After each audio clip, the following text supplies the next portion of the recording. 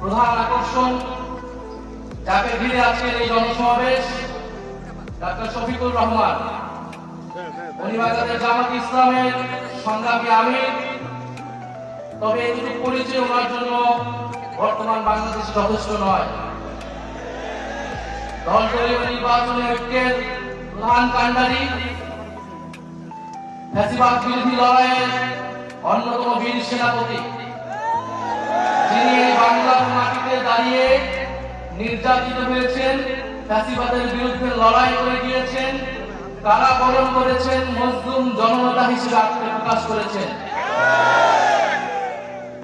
আমাদের সবার সৌভাগ্য, ঢাকা 15 আসন থেকে উনি নির্বাচনে দাঁড়াচ্ছেন এবং আজকে আনুষ্ঠানিকভাবে নির্বাচনের প্রচারণা শুরু হলো।